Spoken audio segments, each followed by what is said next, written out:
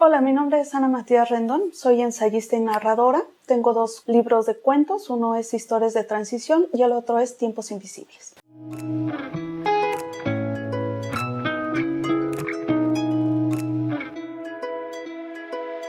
Desde muy pequeña me gustó la escritura. O sea, es algo que venía desarrollando de forma muy personal, de manera autodidacta, porque bueno, no siempre tuve la opción de ir a la escuela. Fui desarrollando la escritura como Dios me dio a entender, ¿no? Como se dice coloquialmente.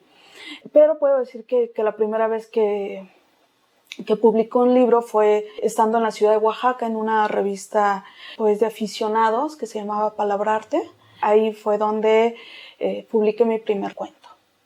Primero porque creo que me gustaba contar historias. Esto es como lo más básico, ¿no? Cuentas historias, o sea, recreas imágenes. Eso es como lo principal. La verdad es que sí escribía poesía de jovencita igual que... Pero la verdad es que la poesía terminaba siendo una historia pequeñita. Trabajé desde muy chica y fui migrante toda mi vida, ¿no? Entonces me trasladaba a muchísimos lugares y conocí a muchísimas personas. Realmente creo que tenía la paciencia, no sé, el don, la disponibilidad de escuchar las historias de los demás, ¿no? Desde niños de mi misma edad hasta adultos, abuelos y todo eso. Entonces me fui empapando de muchísimas historias. Y eso era lo que me gustaba a mí, recrear esas historias.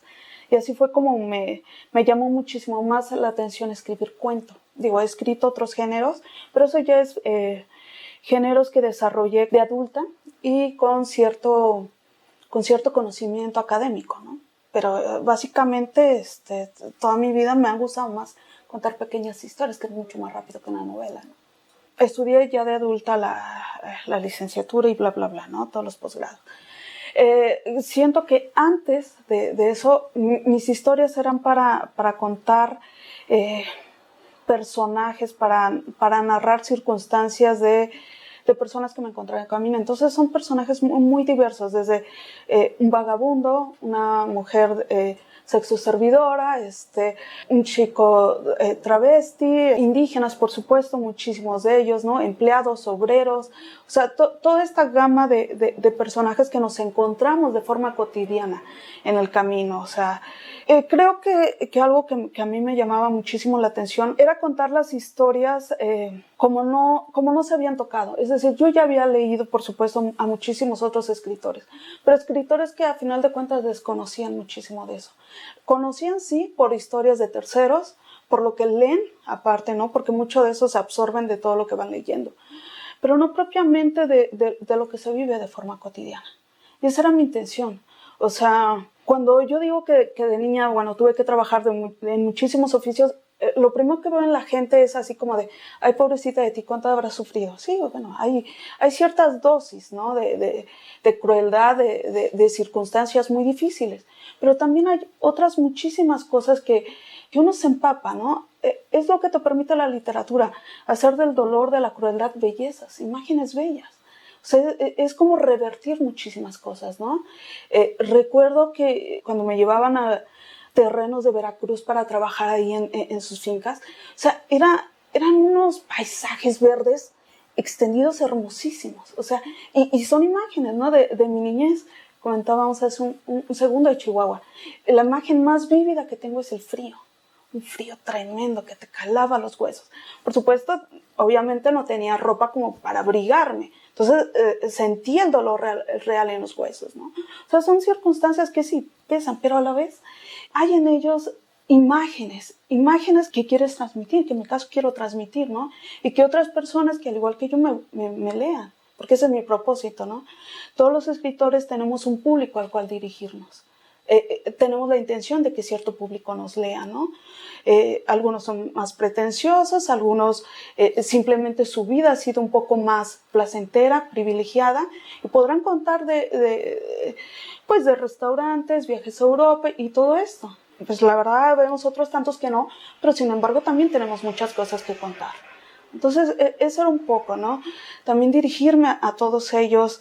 Digo, muchos de ellos fueron mis primeros lectores, ¿no? Me gustaría que me leyeran, por supuesto, los obreros, los indígenas, las personas que me encontraban en el camino, los empleados, los cargadores, los albañiles, sí, me gustaría que ellos fueran los que me leyeran, ¿no? Los migrantes, o sea, lo que son las horas de caminata, ¿no? O sea, todo eso que se vive y que he vivido junto con personas que a veces no tienen acceso a los libros, son a ellos, ¿no?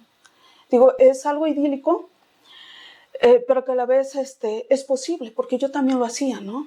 O sea, muchos de mis libros los compraba en el camino, libros de segunda mano, libros deshojados, pero así me iba nutriendo, ¿no? En los diferentes lugares. O sea, y a veces dejando esos libros, porque cuando migras, pues no puedes realmente cargar muchas cosas. Lo único que tienes es una bolsita o una mochilita y vámonos.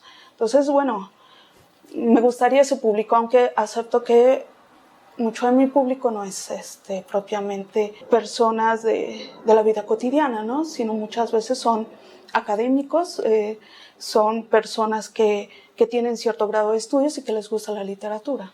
Historias de transición justamente está nutrido de muchísimos personajes que fui conociendo con el tiempo. O sea, desde un niño que recuerdo que lo conocí en Oaxaca, un niño trabajador, por supuesto, que cuando yo me lo encontré, cuando nos encontramos, éramos volanteros.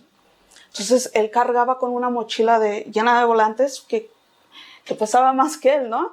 Y lo conocí todo y llegó un momento que él tuvo que irse a la pizca allá en Ensenada.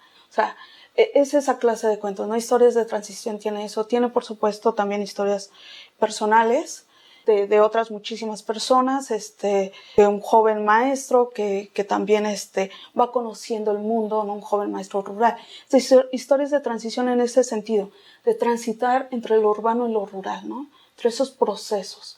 No es netamente un lugar de ciudad, pero no es netamente tampoco un lugar rural, es eso, cuando las personas cruzan ambos espacios, ya sea entre espacios, pero también como entre objetos, ¿no? Porque también están presentes. O sea, académicamente sabemos que la urbanidad no nada más es un espacio, es un proceso. Es un proceso en el cual, por ejemplo, llegan a los pueblos, el proceso de urbanización, ¿no? ¿Qué es lo que llega? La carretera, llega la tecnología, la televisión, el internet y todo eso. Esos son procesos de urbanización dentro de los pueblos, ¿no? Entonces, eso se va conjuntando, ¿no? Historias de niños, historias de jóvenes, historias de personas adultas con las que me encontré. Muy a diferencia, por ejemplo, ya de Tiempos Invisibles, que es un cuento, bueno, que son cuentos posteriores en donde ya mi interés académico también ha crecido. Y conforme he investigado, por ejemplo, procesos indígenas de lucha, de literatura indígena y todo esto, me he encontrado con documentos muy importantes, ¿no? Del virreinato, por ejemplo, del siglo XIX, y que me han abierto muchísimo el panorama también para saber cómo vivía esa gente cotidiana, cómo se relacionaban. O sea, a veces vemos las diferencias de castas, ese vocablo como si realmente hubieran estado separados, cuando sabemos que no es así, ¿no? Ya se convivían, pero ¿cómo convivían? O sea, ¿cómo se daban? Si hoy en día sabemos que, por ejemplo, hay espacios muy específicos para indígenas en los pueblos, como hay indígenas en la ciudad que transitan, que son migrantes dentro de este país, pero que a final de cuentas nos mezclamos, ¿no? Vamos de afuera y pues, es el albañil, a lo mejor que está haciendo el edificio de acá al lado, ¿no? Es tu compañero de universidad o puede ser la persona que limpia tu casa. O sea, nos mezclamos. Y sin embargo, a la hora de hacer literatura nos olvidamos de esos procesos cotidianos, ¿no?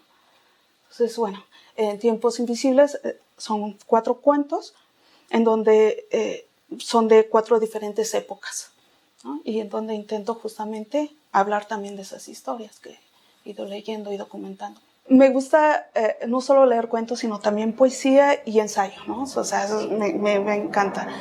Sí hay autores a los que les tengo mucho más cariño, ¿no? Porque me acompañaron en cierta época. Puedo recordar con muchísimo cariño, aunque ya no he vuelto a él, a Michael Ende, por ejemplo, ¿no? Aunque sus cuentos son novelas. O sea, pero lo recuerdo muchísimo porque es un autor con el que me topé, así, trabajando y agarrando su libro ahí de segunda mano. Es más, recuerdo que su libro todo estaba enmohecido, entonces por eso lo vendían muy barato. Pero me gustó muchísimo esa forma de hacer fantasía, ¿no? Incluso tal vez hasta de escapar un poco de la realidad y irte a otro mundo totalmente diferente, ¿no? En donde todo es posible también. Y en donde creo que va mezclando el autor muchísimas reflexiones, ¿no? En ese sentido, bueno, también tuve la oportunidad, por ejemplo, de leer a Víctor Hugo, ¿no? O sea, llevármelo incluso a las montañas. Mi hija se estará ahí leyendo, o sea, me empapaba de todo tipo de autores. Autores actuales, creo que todavía tengo también un poco de esa influencia, ¿no? De la literatura fantástica, porque me encanta Amparo Dávila, ¿no? Eduardo Antonio Parra, o sea, son cuentos fantásticos y me sigue apasionando, ¿no?